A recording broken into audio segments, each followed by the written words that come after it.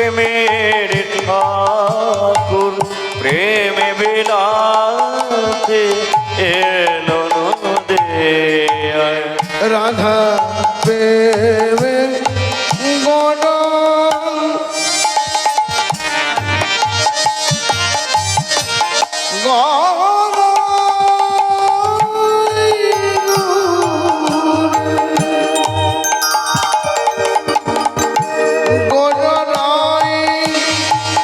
আমার গুণ গড়ায় গো রাধা প্রেমে গড়া তনু অন্তরে যা শ্যামরা রাধা প্রেমে গড়া অন্তরে যা শ্যামরা গৌরাঙ্গ প্রেমের হৃদয় গৌর হরি বিলাতে এলো রে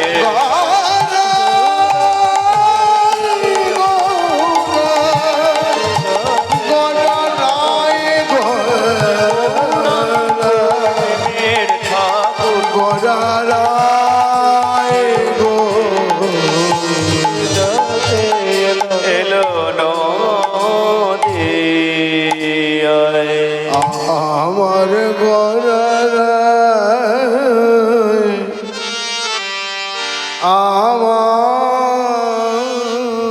গৌরা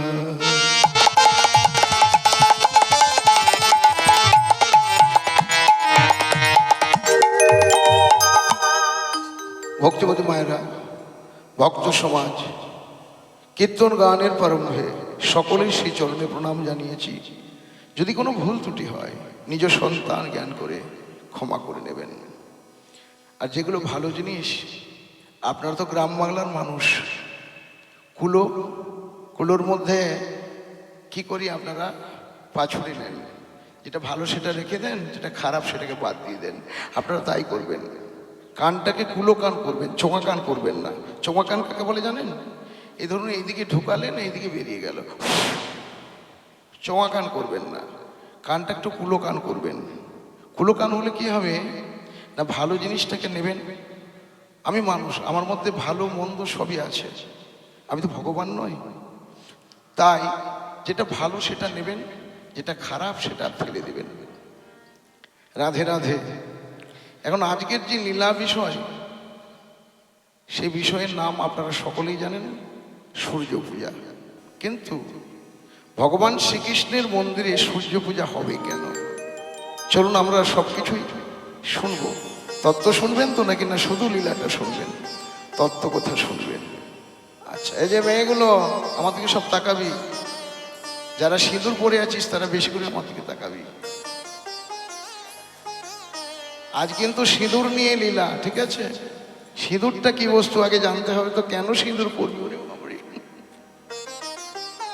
রে মা, সব সিঁদুর পরে আমার মতো সতী আর কেউ নাই। দেখ এই সিঁদুরের কি ব্যাপার, সিঁদুরকে নিয়ে কি করতে হয়। আজকে লীলার বিষয়টাই কিন্তু এইটা।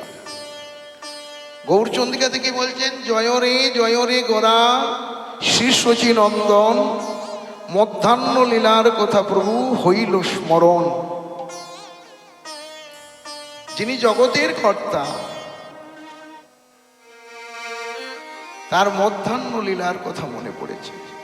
পুরমের ভাবে অর্থাৎ দুপুর বেলার লীলা তার মনে পড়েছে। দুপুর বেলায় তিনি কি লীলা করেছিলেন সেই কথা মনে পড়েছে। পরের লাইনটা যদি শুনেন তাহলে বুঝতে পারবেন। ভাবাবেশে গোরা চাঁদ কি বলছে জানেন? বলো হে তখন সূরজ পুজিতে যাব, চলো এখন। পদটা কি সুন্দর দেখুন, কি বললো? ভাবাবেশে গোরা চাঁদ কহে তখন সূরজ পুজিতে যাব, চলো এখন। যিনি অনন্ত কোটি বিশ্ব ব্রহ্মাণ্ডের মালিক, যার কথা ছাড়া পৃথিবীর একটা পাতাও নড়ে না, সেই ভগবান আজকে সূর্য পূজা দিতেছে। কেন? সূর্য তো একজন সাধারণ দেবতা। সূর্য পূজা দিতে যাওয়ার দরকার কি? হ্যাঁ, সূর্য পূজা দিতে যে ভগবানের নিজে আবার সূর্য পূজা দিতে যাবে কেন? গৌর সুন্দর তো রাধা কৃষ্ণ মিলিত কোন বিগ্রহ, তাই না? তিনি কেন সূর্য পূজা দিতে যাচ্ছেন? এখানে সূর্য পূজা মানে অন্য কিছু। সেটা কি? চৈতদর্পণমার্জনম ভব মহাদাবাগ্নি নির্বাপনম শ্রেয়কৈরব চন্দ্রিকা বিতরণম আনন্দম মুদিবর্ধনম পতিপদম পূর্ণামৃত সাধনম পরম বিজয়তে শ্রীকৃষ্ণ সংকীর্তনম।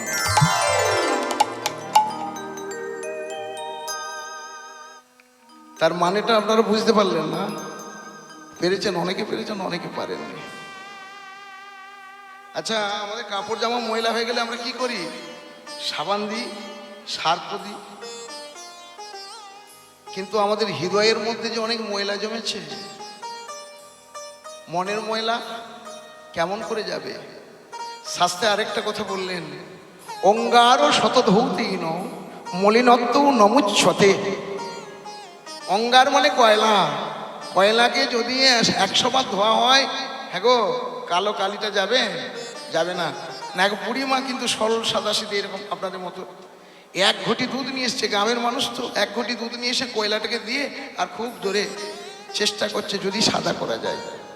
দুধটা কালো হয়ে গেল কিন্তু কয়লা সাদা হলো না। তা কয়লার মধ্যে কি দিতে হবে? আগুন দিতে হবে। আগুন দেওয়ার পরে কি হবে জানেন? সকালবেলায় যখন উনান থেকে বার করবেন খচিয়ে, দেখবেন সাদা হয়ে বেরিয়ে আসছে। তেমনি আমাদের দেহের মধ্যে যে ময়লা পড়েছে, এই ময়লাকে দূরীভূত করতে গেলে নামরূপ অগ্নিকে সংযোগ করতে হবে। নিতাই গৌর হরি বল। হরি বল, হরি বল, হরি বল। কি অগ্নি? না, হরিনাম রূপ অগ্নি। একজন বলছে, নিত্যানন্দ প্রভুকে ডাকলেন, প্রভু শোনো শোনো নিত্যানন্দ, শোনো হরিদাস।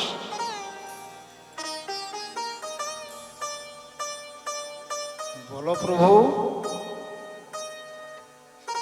আমার আজ্ঞায় গিয়া করহ প্রকাশ, প্রতি ঘরে ঘরে গিয়া করো এই ভিক্ষা। চাল ডাল তরি তরকারি নয়, টাকা পয়সা নয়। বলো কৃষ্ণ, ভজ কৃষ্ণ, করো কৃষ্ণ শিক্ষা। ঠিক আছে প্রভু, আমরা তাহলে যাই। চলো হরিদাস, আমরা জীবের দ্বারে দ্বারে গিয়ে নাম প্রচার করি। তাই দয়াল নিতাই চাঁদ আর হরিদাস ঠাকুর একটি সম্প্রদায় সৃষ্টি করে তারা খোল করতাল সঙ্গে নিয়ে, বাবা ভালো করে শুনবেন, খোল করতাল সঙ্গে নিয়ে হরিনামের পশরা মাথায় নিয়ে যাচ্ছে, দাঁড়ে দাঁড়ে যাচ্ছে। তোরা প্রেম নিবি আয় বদন ভরে, বল রে হরি বল। এমনি দিয়ায় বদন ভরে, বল রে হরি নাম। ওরে তোরা প্রেম নিবিয়ায় বদন ভরে, বল রে হরি নাম। নিতাই ডাকে দয়াল নিতাই, নিতাই নিতাই ডাকে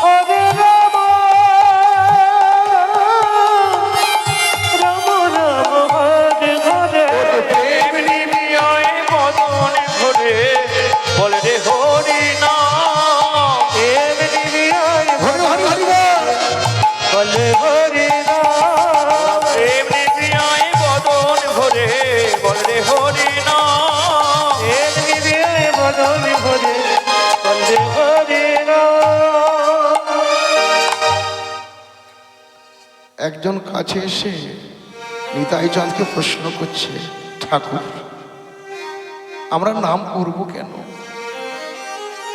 নাম করলে কি হয়? নাম শুনলে কি হয়? কেন আমরা হরিনাম করব? হরিনাম শুনলে কি হয়? হরিনাম করলে কি হয়? কৃষ্ণ নাম শুনবো কেন? তা নিতাই চাঁদ আপনারা যেমন এরকম স্টেজ এত কিছু ব্যবস্থা করেছেন, তখনকার দিনে তা করেনি। বটবৃক্ষের তলায় নিতাই চাঁদ দাঁড়িয়েছেন, পাশে হরিদাস আছে, আরো অনেক ভক্তরা আছে। আর গ্রাম থেকে নদিয়ার যত নাগরিক, যত নাগর সকলে এসে দাঁড়িয়েছে, এসে দাঁড়িয়ে বলছে, ঠাকুর তুমি আমাদেরকে বুঝিয়ে বলো, আমাদের কত কাজ জানো? সকাল থেকে বাসন মাজা, মেয়েরা বলছে বাসন মাজা, রান্না করা, কাপড় কাচা, কত কাজ।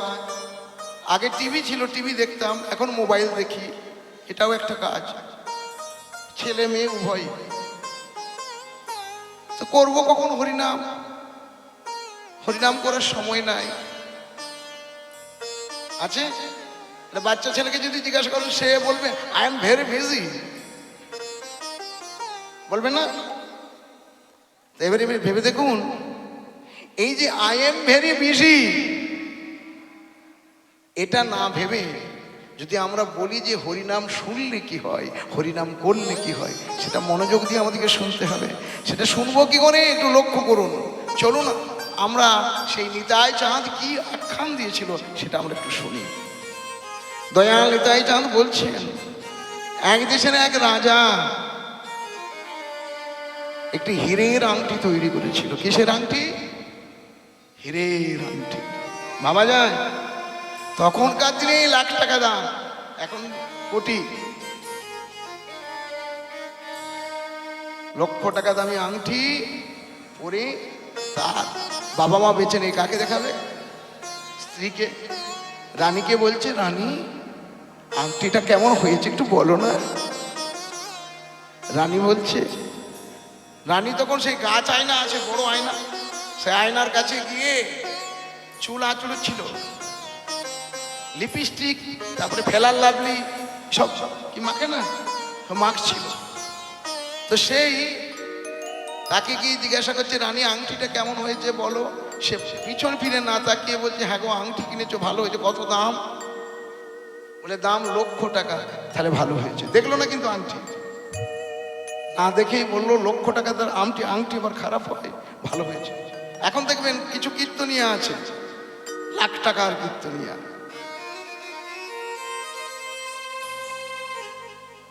তত্ত্ব বিষয়ে হয়তো জ্ঞানই নেই। ঝাঁটা কোন ঘেঁটায় রাখতে হয়, কুলো কোন ঘেঁটায় রাখতে হয়, জুতো কোন ঘেঁটায় রাখতে হয়, এগুলো হচ্ছে তাদের কীর্তন। সেগুলোও মানুষ শুনে পয়সা দিয়ে নিয়ে আসছে। আবার কেউ কেউ কোনো কীর্তনিয়া ভগবানকে গালাগালি দিচ্ছে, তাকেও আবার টাকা দিয়ে নিয়ে আসছে। ঠিক বলছি না ভুল বলছি?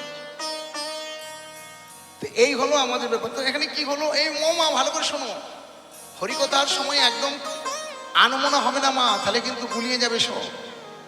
তাহলে কত টাকার আংটি? লক্ষ টাকার আংটি। এই যে মায়েরা দূরে যারা বসে আছেন, 1 লাখ টাকার আংটি।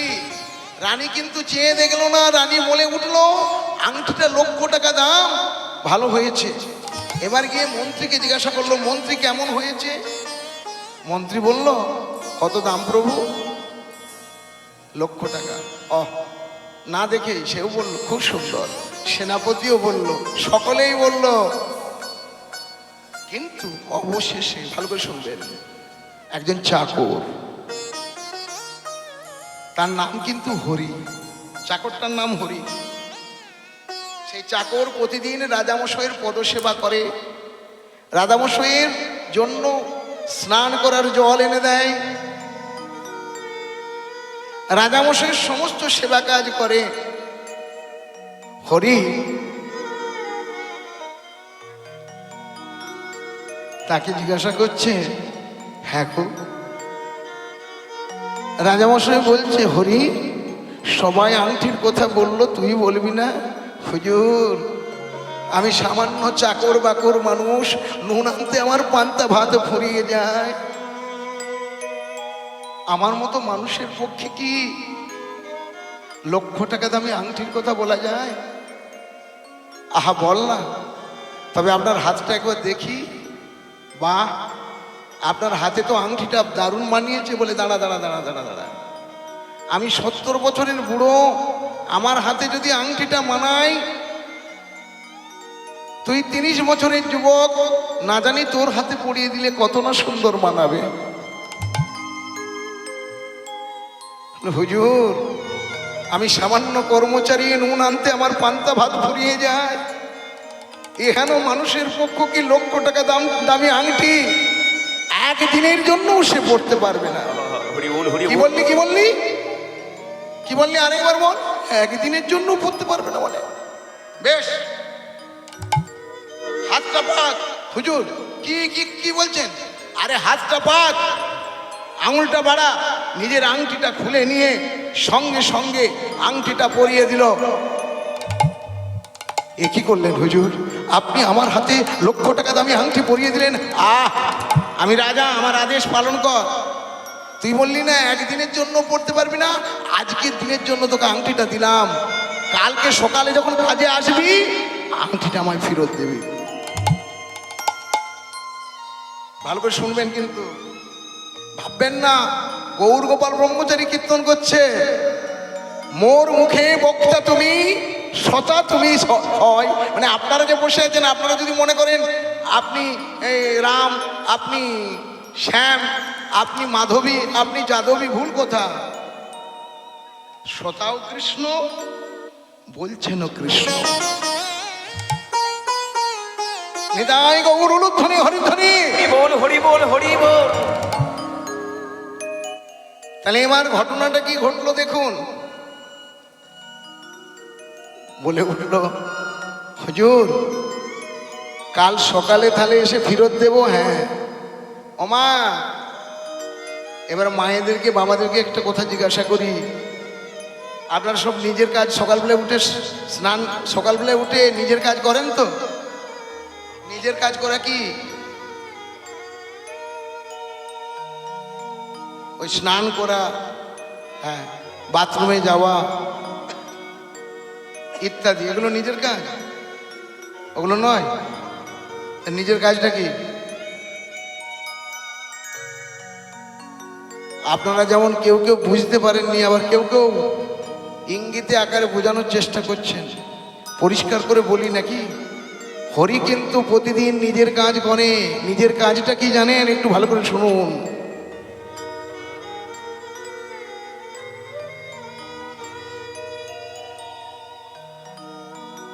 মালাটা নিয়ে প্রতিদিন জপ করে। আপন ভজন কথা না কহিবি যথা তথা। নিজের ভজনের কথা, সাধনের কথা সবার কাছে বলা যায় না, এই যে অতি গোপনীয়। হরি প্রতিদিন বসে বসে ঠাকুর ঘরে স্নান করে, তিলক আহ্নিক করে নাম করে আর প্রভু সেবা দেয়। হরে কৃষ্ণ হরে কৃষ্ণ কৃষ্ণ কৃষ্ণ হরে হরে, হরে রাম রাম রাম হরে হরে। এই হরিনাম করতে করতে প্রভুর সেবা দেয়। আর এই যে নিজের কাজ যখন করে, হ্যাঁ গো, মেয়েদের অনেকগুলো পরিচয়।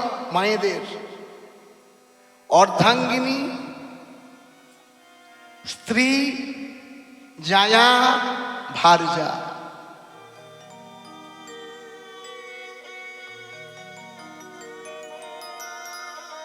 সহধর্মিনী কাকে বলে জানেন? অর্ধাঙ্গিনী আপনারা হতে তো পেরেছেন, মানে অর্ধেক ভাগ নেওয়ার জন্য বসে আছে। স্ত্রীও হয়েছেন, ভার্যাও হয়েছেন। ভার্যা মানে আপনার ভার গ্রহণ করেছে আপনার স্বামী। কিন্তু সহধর্মিনী কাকে বলে জানেন? যারা মোবাইল নিয়েছেন একটু রেকর্ড করে নিন মায়েরা। সহধর্মিনী কাকে বলে এই তত্ত্বটা বলছি, ভালো করে শুনে নিন। স্বামী যখন স্নান করতে যাবে, স্ত্রী তখন ফুল বাগানে ফুল তুলতে যাবে। স্বামী যখন পুজোয় বসবে, স্ত্রী তখন ঠাকুর ঘরে বসে চন্দন ঘষবে। স্বামী যখন মন্ত্র পড়বে, স্ত্রী তখন শঙ্খধ্বনি উলুধ্বনি করবে। হরি বল হরি বল। তাকে বলে সহধর্মিনী। আর এখন আমাদের কলকাতা সাইডে এখন কি হচ্ছে জানেন? স্বামী যদি ভগবানের পুজো দেয়, সেবা দেয়, তাহলে স্ত্রী মোবাইল খুলে ফেসবুক দেখছে। একে সহধর্মিনী বলে না। হরি কিন্তু প্রতিদিন নিজের কাজ করে, হরি স্ত্রী কিন্তু সহধর্মিনী। এদিকে তাকাবেন, হরি স্ত্রী সহধর্মিনী। হরি স্ত্রী কে বলে উঠলো, শোনো, আমি যখন এই যে নিজের কাজ করব, তখন যদি স্বয়ং রাজামশাই এসে ডাকে, তুমি বলবে দেখা হবে না, নিজের কাজ করছে। বেশ, তাই হবে স্বামী। আগের থেকেই বলা ছিল, প্রতিদিনকার মতো হরি স্নান করে ঠাকুর ঘরে ঢুকে গোবিন্দ চরণে তুলসী পাতা দিয়েছে। এই যে মায়েরা ভগবানের চরণে যখন তুলসী পাতা দেবেন, তাতে যেন একটু চোখের জল থাকে। মা বাবা, ভগবান কি বললো জানেন? আমায় একটু ভালোবাসিস, আমি যে বড় প্রেমের কাঙাল, আমায় একটু ভালোবাসিস। মায়েদের বলছি, বাবাদের বলছি, আপনারা ভগবানের কাছে গিয়ে বলেন, আমার ছেলে যেন ইঞ্জিনিয়ার হয়, আমার ছেলে যেন ডাক্তার হয়, আমার ছেলে যেন জজ ব্যারিস্টার হয়। কোনোদিন কি বলেছেন, হে গোবিন্দ তুমি ভালো থেকো, নিতাই গৌর হরি বল। হরি বল হরি বল।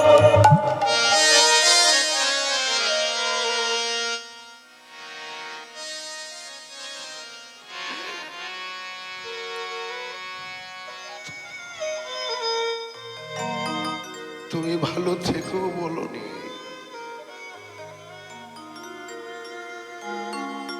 এ কিন্তু ঠাকুরের নাম জপ করছে। নাম করলে কি সময়ের জ্ঞান থাকে গো? ভজন করলে সময়ের জ্ঞান থাকে? থাকে না। সমস্ত সময়ের জ্ঞান হারিয়ে ফেললো। মন্দিরের মধ্যে নাম করছে। এদিকে রানী রাজাকে জিজ্ঞাসা করলো, গো শুনছো? বলে কি, কালকে যে আংটিটা দেখাচ্ছিলে লাখ টাকা নাকি দাম, একবার দেখাও তো দেখি। রাজামশাই মাথা চুলকে বললো, জানো ওটা আমি হরিকে দিয়েছি। কি লক্ষ টাকা দামি আংটিটা তুমি হরি চাকরকে দিয়েছো? হ্যাঁ, হরি চাকরকে তুমি লক্ষ টাকা দামি আংটি দিয়েছো? না না, একেবারের জন্য দিইনি, আজ সকালে সে ফেরত দেবে কাজে আসার সময়। তুমি বুঝতে পারছো না, অভাবে স্বভাব নষ্ট হয়। আমার মনে হয় এক্ষুনি চাওয়া উচিত, পেয়াদা রানীমা যাও হরির বাড়িতে গিয়ে হরিকে এক্ষুনি ডেকে নাও। হরির বাড়িতে গিয়ে কোড়া নাড়লো। হরি স্ত্রী দরজা খুলে বলল, কি চাই? বাড়ি আছে? উনি নিজের কাজ করছে। আপনারা যেমন নিজের কাজ বুঝতে পারেননি, মনে মনে ভাবছেন স্নান করা, ল্যাট্রিনে যাওয়া, দাঁত মাজা, এগুলো নিজের কাজ না। কলিযুগে নিজের কাজ হলো একমাত্র নাম। মায়েরা, এই এত বড় বাড়িটা নিয়ে যেতে পারবেন? আপনার বাড়িতে মোটর সাইকেলটা নিয়ে যেতে পারবেন? সামান্য একটা ছুঁচ নিয়ে যেতে পারবেন? পারবেন না। তবুও বলছেন, আমার গাড়ি, আমার বাড়ি, আমার বউ, আমার স্বামী, আমার ছেলে, আমার ননদ, হারিয়ে ফেলছেন সব। হরি বল। ভালো লাগছে তো? তত্ত্ব জিনিস একটু ধৈর্য ধরতে হবে।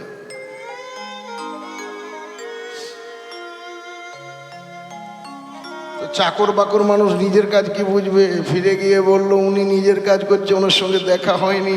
রানীমা বলল, আবার যাও। একবার নয়, দুবার নয়, তিনবার পেয়াদা গেল আর ফিরে এলো। রানীমা রেগে গিয়ে বললেন, এই নাও তরবারি, এই তরবারি নিয়ে তুমি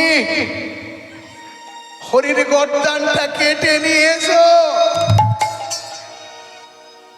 জল্লাদ যাও, আংটি চুরি করার অপরাধে হরির গর্দানটা কেটে নিয়ে এসো। জল্লাদ বলছে, আর একটু বিচার করলে হতো না? রানীমা কি বলছো? বিচার? আমার মুখের উপরে কথা বলছো না?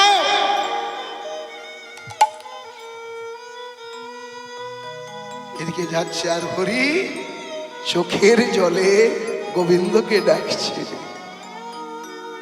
আধার জামি একা জামি,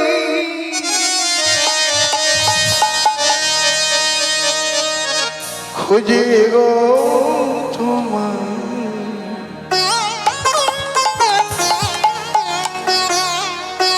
হাতে ধরে পার করে নিও গো আমায়, ও গো দয়া, হাতে ধরে পার করে নিও গো আমায়। প্রভু আধার জমি একয়নে খুঁজে গো তোমায়, হাতে ধরে পার করে নিও গো আমায়, ও গো দয়া, হাতে ধরে পার করে নিও গো আমায়। প্রভু হরি বল।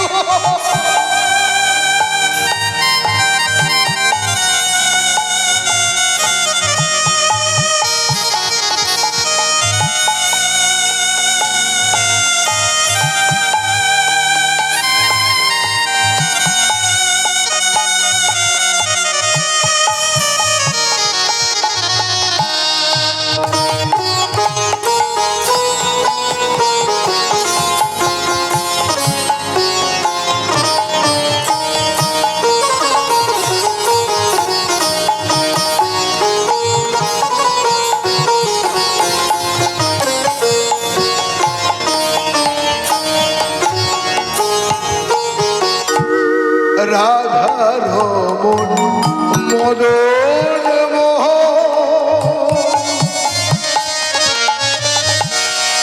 ও গো গিরি ধানী, অহরহ বংশী ধ্বনি শুনি গো তোমারি। আর রাধা মদন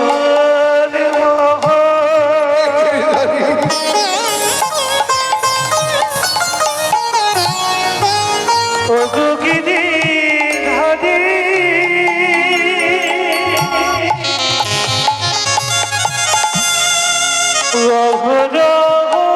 বংশী ধ্বনি শুনি গো তোমারি।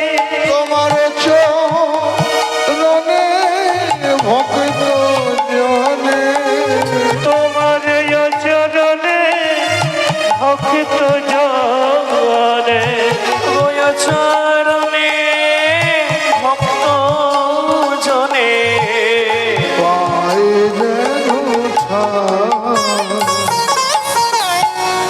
হাত ধরে পার করে নিও গো আমায়, ও গো দয়া, হতে নিতাই গৌর ধরে করে নিও গো আমায়, দয়াল হাতে ধরে পার করে নিও গো আমায়, দয়াময়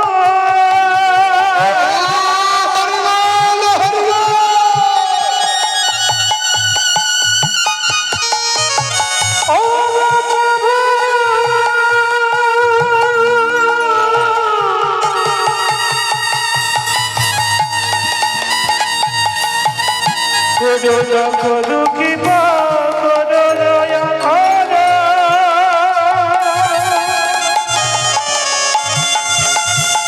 হে প্রভু আমার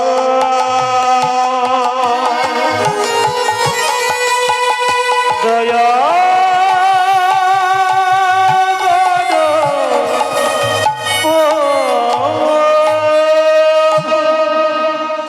হরি চোখ থেকে বিন্দু বিন্দু ভক্তির বর্ষ পড়ল প্রভুর চরণে। এদিকে জল্লাদ তো যাচ্ছে তরবারি নিয়ে গর্দান নিতে। রাস্তার মধ্যে কি ঘটলো জানেন? কতগুলো রাখাল ছেলে গরু চড়াচ্ছিল। একটা কালো রঙের ছেলে এসে বলল, জল্লাদ ভাই তোমার হাতে তরবারি নিয়ে অমন করে কোথায় যাচ্ছ? জল্লাদ বলে উঠল, আমি যাচ্ছি হরির গর্দান নিতে। কেন? সে আংটি নিয়ে দেয়নি। মাথা চুলকে সেই ছেলেটা বলল, জানো জল্লাদ আমায় দিয়েছিল, আমি দিতে ভুলে গেছি।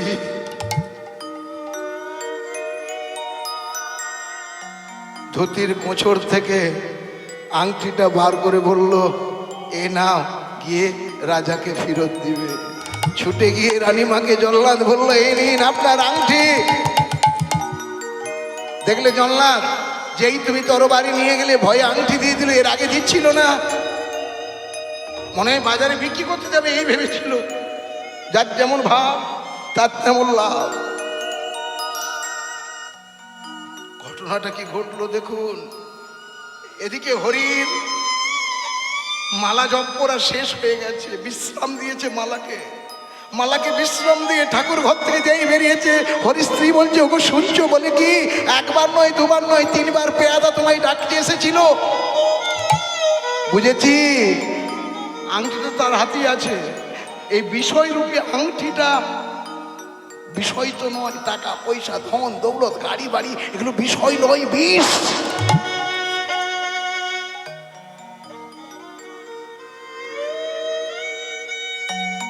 ছুটে যাচ্ছে, রাজামশাই এই নিন আপনার আংটি। জল্লাদ বলছে, তুমি কতবার আংটি ফেরত দেবে ভাই? তার মানে জল্লাদ, তুমি কি বলছো জল্লাদ? হ্যাঁ, তুমি কতবার আংটি ফেরত দেবে ভাই?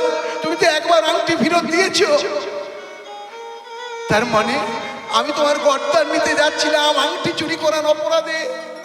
পথের মাঝে একটি রাখাল ছেলে আংটি দিয়ে বলল, তুমি নাকি নিজের কাজ করছো, তাই তার হাতে দিয়ে দিয়েছো। সে পৌঁছে দিল আমার হাতে।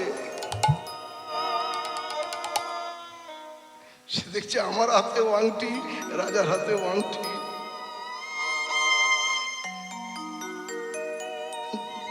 জল্লাদ সে কেমন দেখতে বলতে পারো?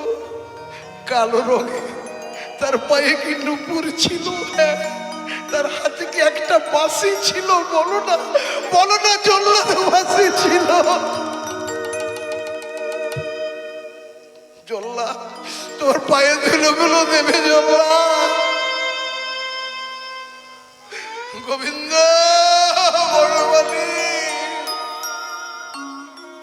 রাজামশাই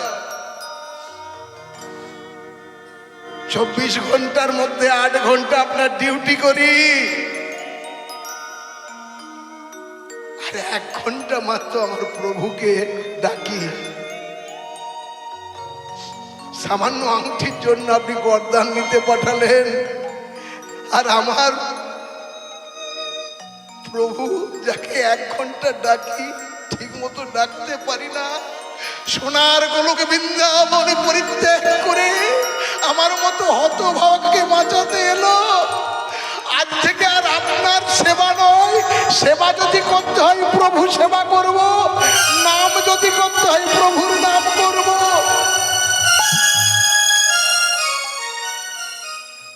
আমি নয়ন জলে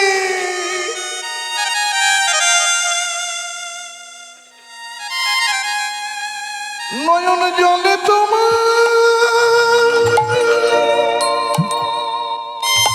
তোমায় ডাকিব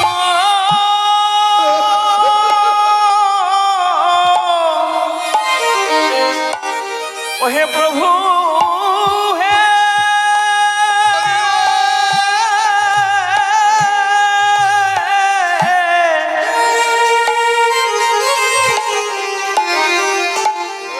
প্রভু আমি নয়ন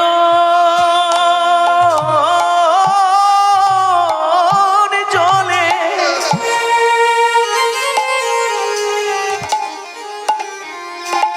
জয়ন জলে প্রভু তোমায় ডাকিব আমার আর কি আছে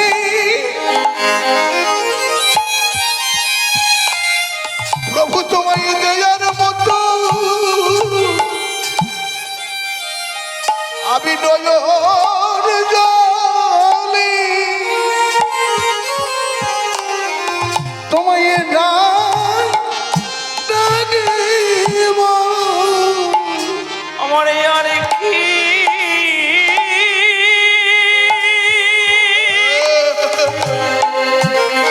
আর কি আছে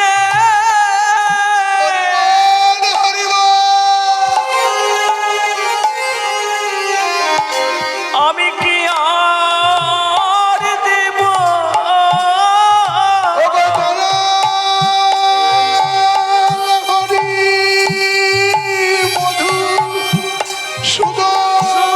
সুদনে আমার আর কি আর কি আছে আমি আর কি দেব ওই নদীর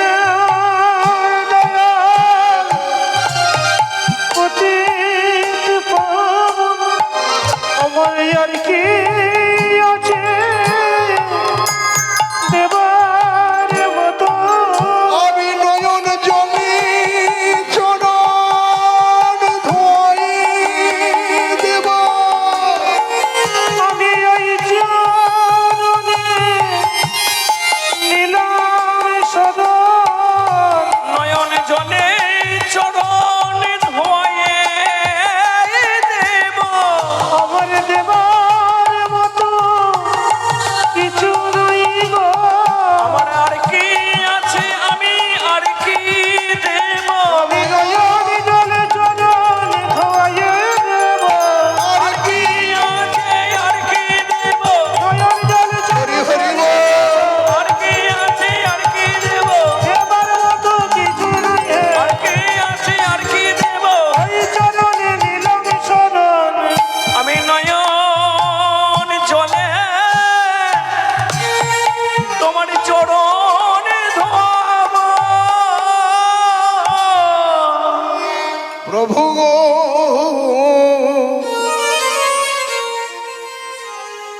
আমি তোমার নাম ছাড়া কিছু জানি না তাই বুঝতে পারলেন নাম করলে কি হয় এই যে করোনা হচ্ছিল দিদিও বাঁচাতে পারেনি আর মোদিও বাঁচাতে পারেনি বাঁচাতে যদি পারে আমার প্রভু তাই আজ থেকে প্রভুর নাম করুন প্রভুর সেবা করুন